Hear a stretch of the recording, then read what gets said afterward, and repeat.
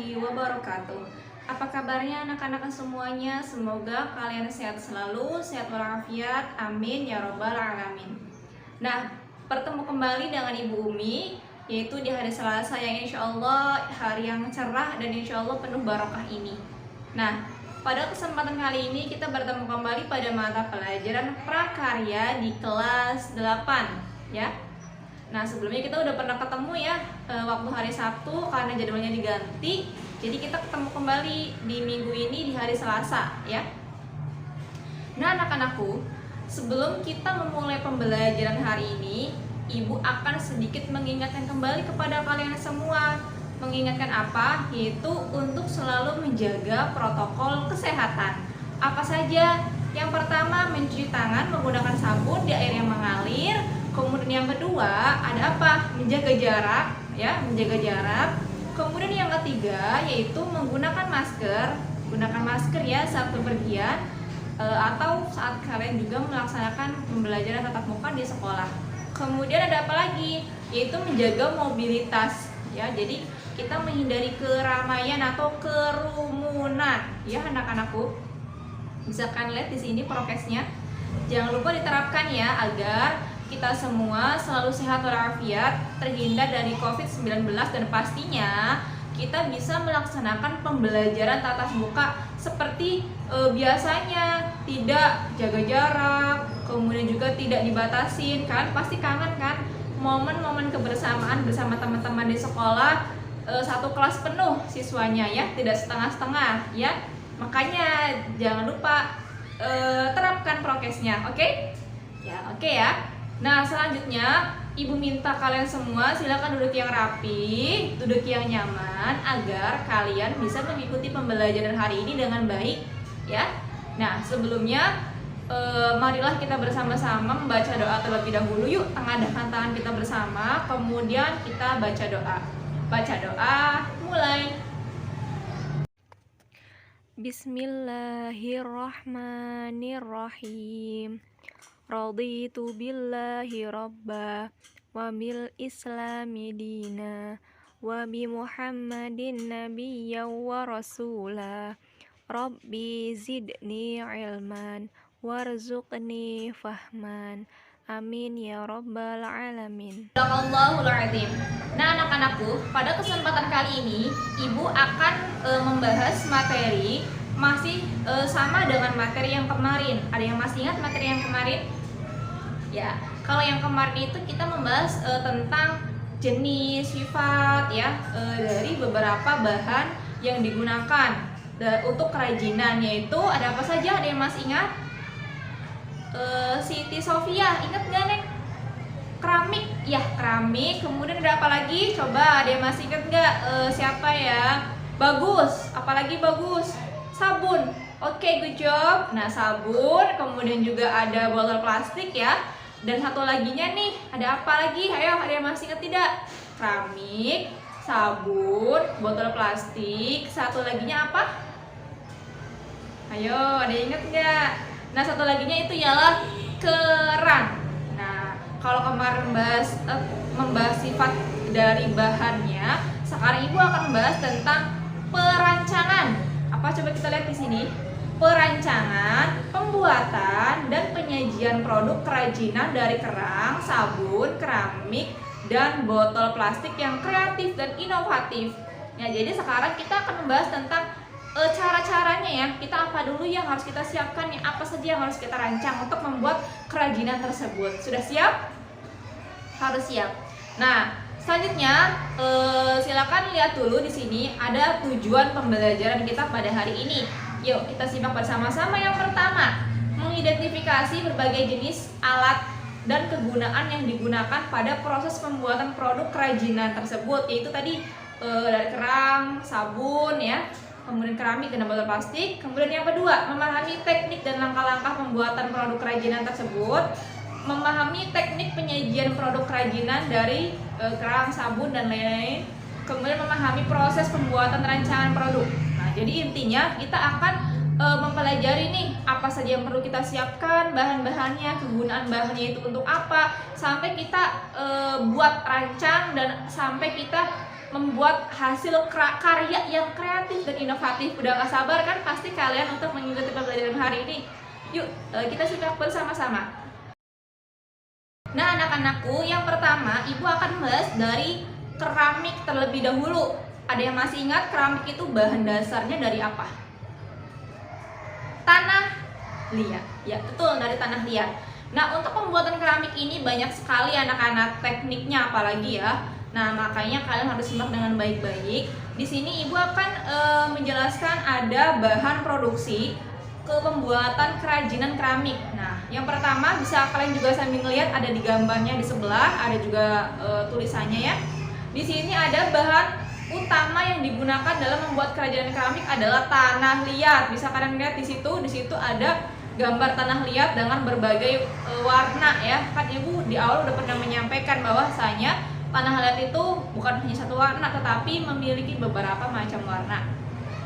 Kemudian yang kedua, ada alat produksi pembuatan kerajinan keramik. Jadi ini alat-alat yang harus kalian siapkan, yang harus kalian siapkan ya untuk membuat keramik. Ada apa saja? Tuh di situ dilihat ada peralatan kerjaan keramik, diantaranya ada butsir, kawat atau benang, pemotong tanah, spon, rol kayu, alat putar kaki, alat putar tangan, dan tungku pembakaran. Mungkin ada beberapa yang agak asing ya bagi kalian karena mungkin baru mendengar, nggak apa-apa. Nah, sambil kita simak ya. Itu dia, bisa kalian lihat juga di situ ada gambarnya, bisa kalian amati. Oh, sponnya itu ya. Kemudian ada apa lagi? Ada rol kayu yang digulung-gulung gitu. Kemudian juga ada alat pemotongnya, pemotong tanahnya. Lah, lengkap sudah pemotong tangan, alat putar tangan, alat putar untuk kaki juga ada ya. Tadi sudah kita bahas tentang alat-alatnya yang harus kita siapkan. Sekarang Ibu akan langsung membahas ke tekniknya. Di sini ada beberapa teknik yang harus kalian gunakan untuk pembuatan keramik. Ada apa saja? Yang pertama di sini ada yang disebut dengan teknik pijat, tekan atau pinch. Ada gambarnya di situ ya. Teknik pembentukan badan keramik secara manual dengan cara tanah liat dipijit, tekan dari bentuk pola menjadi bentuk yang diinginkan dengan menggunakan jari-jari tangan. Nah, di sini bisa kalian lihat awal mulanya itu yang nomor 1, dia bentuknya masih kayak bulat, tengah-tengahnya langsung dilubangin, dipijit-pijit. Berarti ini manual ya, karena pijit tekan, ditekan-tekan sampai hasilnya itu sesuai sama yang kalian inginkan. Ingat, perlu kalian ingat bahwasanya kerajinan keramik itu bukan berarti keramik yang kita hanya injak di lantai. Maksudnya di sini tuh bisa berupa vas bunga, guci kayak yang tadi, yang ini. Nanti kan dibentuk, misalkan dibentuk kayak guci, nanti dibakar sampai dikasih pewarna ya. Kemudian yang kedua ada yang disebut dengan teknik pilin atau coil, yang mana pembentukan badan keramik secara manual dengan cara tanah liat digulung hingga terbentuk pilihan tanah. Nah, jadi awalnya itu tanah liatnya kayak digulung, dipanjangin gitu ya, dilihat nomor 1. Terus nanti sambil diputar-putar sampai dia ngebentuk jadi bulat ya. Ada yang bisa? Nanti kita coba ya. Nah, ini tuh teknik pilin. Jadi caranya itu ini masih yang manual ya. Jadi kita hanya untuk putar-putarnya saja terus sampai dia ngebentuk menjadi bentuk yang kita inginkan. Kemudian yang ketiga ada teknik lempengan atau slab, yang mana teknik pembentukan badan keramik secara manual, masih manual, dengan membentuk lempengan menggunakan roll. Nah, jadi kita ambil tanah liatnya, kemudian kita ratakan tipis ya. Kita gunakan pakai roll, itu ada alatnya buat menipisin ya, ratain. Lempengan digunakan untuk membuat karya keramik yang berbentuk persegi atau silinder. Jadi ini digunakan, teknik ini hanya untuk pembuatan kerajinan keramik yang memang kalian inginkan bentuknya persegi atau silinder. Kalau ada yang masih bingung, Bu, emang bagaimana Bu bentuk keramik yang persegi atau silinder? Bisa kalian lihat juga di samping, Ibu sudah ada contohnya. Tuh, yang bagian 1 bentuk silinder, tanah yang sudah di-roll, dipotong persegi dan digulung membentuk silinder. Tuh, bisa lihat ya, ada gambarnya, sudah jelas. Kemudian untuk bentuk perseginya, tanah yang sudah di-roll, dipotong persegi dan dirapatkan masing-masing sisanya. Jadi kalau persegi itu lebih kayak ke kotak ya. Kotak gitu, kalau silinder kayak agak kayak tabung gitu ya. Oke, gimana? Ada lagi? Ada lagi. Yang keempat ada yang disebut dengan teknik cetak, Yang keempat ada teknik cetak atau press ya. Teknik cetak teknik pembuatan dengan cara alat cetak dapat digunakan untuk memproduksi produk kerajinan keramik dengan jumlah banyak dalam waktu relatif singkat dengan bentuk dan ukuran yang sama pula. Jadi teknik cetak ini digunakan untuk kerajinan tangan yang mungkin sudah diproduksi oleh pabrik gitu kan, karena teknik cetak itu lebih cepat karena ini kan untuk pembuatan keramiknya untuk dijual kembali. Jadi kayak misalkan ada pesanan banyak, berarti teknik cetak ini benar-benar digunakan banget dan sangat membantu agar prosesnya cepat dan barang yang disajikan juga cepat jadi juga. Kemudian teknik cetak itu ada dua ternyata, ada apa saja, yaitu cetak kering dengan teknik tekan press dan cetak basah dengan teknik cor. Wow, ternyata banyak juga ya teknik-tekniknya. Nah, kalau kalian masih bingung bagaimana teknik cetak press dan teknik cetak cor, Ibu udah tampilkan gambarnya di samping, bisa kalian lihat itu. Tuh, kalau teknik cetak press itu berarti kita prosesnya itu cetak kering ya, dengan cara ditekan, dipres. Jadi benar-benar harus ada yang dicetak bentuknya, gambarnya. Kemudian kalau teknik cor bisa kalian lihat juga itu di samping cara pembuatannya. Gimana? Seru ya ternyata. Seru banget apalagi kalau kita bisa buatnya ya. Kemudian ada lagi yang kelima, ada teknik putar. Nah, teknik putar itu pembentukan badan keramik dengan menggunakan alat putar kaki atau kitch wheel dan dapat menghasilkan banyak bentuk yang simetris. Itu dia teknik-teknik dalam pembuatan karya keramik. Nah, anak-anakku, itu beberapa alat yang disiapkan, kemudian teknik-teknik pembuatan keramik dan hasil keramik yang sudah dibuat itu akan dikeringkan dengan cara diangin-anginkan saja. Jika sudah kering, karya dapat dibakar menggunakan tungku keramik dengan bahan bakar yang bervariasi seperti gas, kayu, minyak tanah, atau listrik. Keramik yang sudah dibentuk dapat diberikan dekorasi. Nah, dekorasi pada saat setengah kering atau saat sudah mengalami pembakaran pertama atau bisque disebutnya. Pembakaran pertama disebut bisque. Dekorasi dimaksudkan agar keramik tampak lebih indah dan kuat. Nah, kemudian keramik dari tanah liat bakaran tinggi dapat dihias dengan pewarna glasur. Nah, kemudian glasur adalah lapisan keras yang berkilap pada lapisan produk keramik. Jika menggunakan pewarna glasur, keramik harus dibakar secara khusus, yaitu dibakar 2 kali. Nah, jadi untuk pembuatan keramik itu banyak banget prosesnya, panjang ya. Harus dibakar sampai dikasih pewarna. Ya, pewarnanya itu glasur namanya. Gimana? Udah pada ngerti? Nah, itu dia untuk pembahasan keramik. Next, kita lanjut untuk pembahasan dari sabun. Lanjut ya anak-anak, sekarang kita akan membahas untuk bagian kerajinan sabun. Nah, apa saja sih yang perlu kita rancang, yang perlu kita siapkan? Yang di sini bisa kalian lihat di sini. Bahan kerajinan sabun yang digunakan adalah sabun batangan. Nah, sabun batangan. Kemudian juga ada pula yang dibuat oleh olahan dari sabun bentuknya cair ya, dan siap dicetak. Bisa kalian lihat itu sabun yang batang, sabun yang cair. Nah, kemudian alat apa saja sih alat pembuatan kerajinan sabun ya? Alat yang digunakan untuk kerajinan sabun teknik ukir adalah butsir. Nah, kemudian jarum atau kawat, pensil, spidol, dan cetakan silikon. Nah, itu untuk yang cetakan silikon itu untuk yang bentuknya cair. Jadi nanti ada cetakannya, yang cair langsung dimasukkan ke cetakannya sampai kering, nanti dia akan membentuk sesuai dengan cetakan yang silikonnya. Kalau yang golongannya jarum, kemudian kawat itu untuk membuat secara manual ya. Kemudian untuk produk kerajinan sabun, produk kerajinan dari sabun itu semakin banyak banget diminati orang karena memang bahannya itu mudah didapatkan dan caranya juga lumayan mudah karena hanya mungkin mengandalkan tenaga dan kreativitas kita. Kita harus buatnya dengan keadaan santai, tenang agar mudah kita mendapatkan ide-ide yang cemerlang dan kreatif, inovatif. Nah, ada apa saja? Di sini bisa kalian lihat ya. Nah, di sini ternyata sabun itu bukan hanya untuk kita bersih-bersih buat mandi saja, ternyata bisa juga dibuat keindahan ya, karya-karya. Nanti bisa kalian coba, tuh bisa kalian lihat tuh di situ. Produk kerajinan dari sabun ada yang dibentuk seperti es ya, es krim, bentuknya kayak es krim yang apa namanya, semangka. Ada juga yang dibentuk seperti bentuk binatang, ada juga seperti bunga-bunga. Wah, indah banget. Kalau ibu suruh minta buat kerajinan, kira-kira pengen buatnya seperti apa? Nah, kemudian yang keempat ada proses pembuatan kerajinan dari sabun. Nah, prosesnya itu bisa kalian lihat ini pakai teknik ukir ya, teknik atau teknik cukil. Nah, kemudian caranya itu silakan tuh lihat, sketsa saja dulu, kemudian diarsirkan samping-sampingnya, kemudian diberikan tekstur juga sampai dia ngebentuk menjadi sebuah karya yang indah.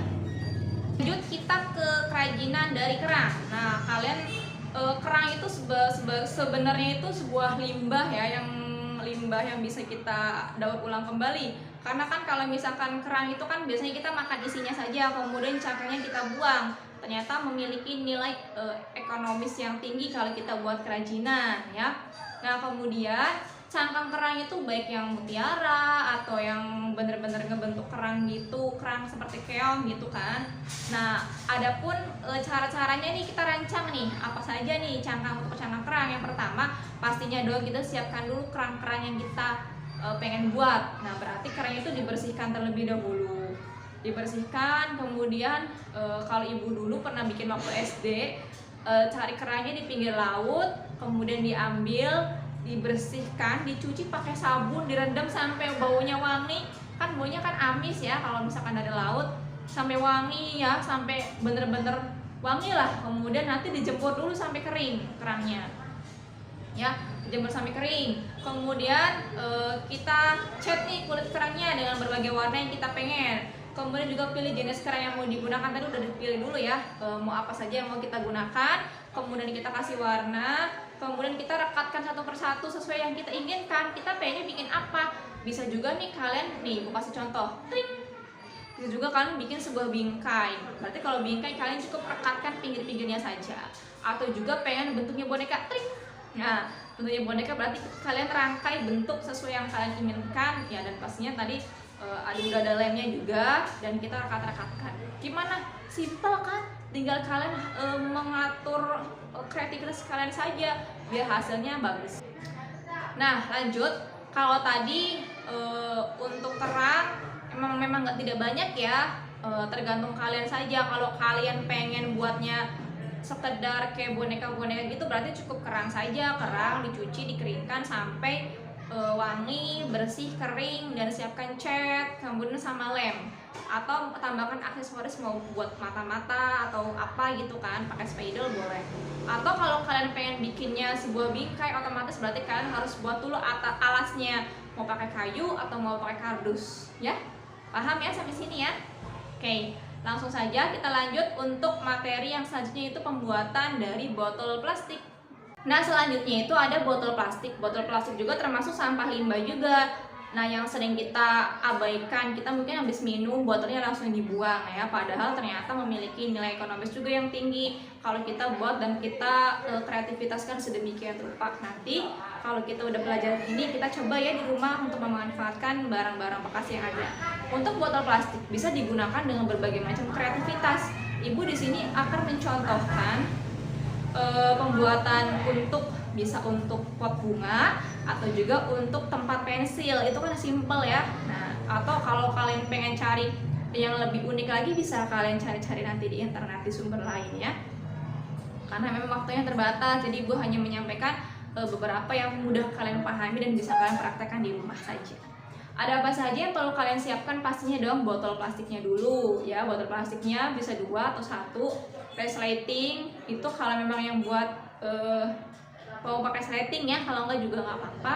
Ada gunting, ada lem tembak, kemudian ada cat warna. Apa sih cara langkah-langkahnya? Pastinya gunting bagian tubuhnya dulu dengan ukuran yang kalian pengen, yang sesuaikan. Kalian sesuaikan. Gunakan lem tembak untuk menempel resleting di bagian leher botol, lalu sambungkan dengan bagian tutup botol yang lain. Jadi ini tuh bisa buat tempat pensil, tapi kayak semacam jadi tepaknya gitu loh.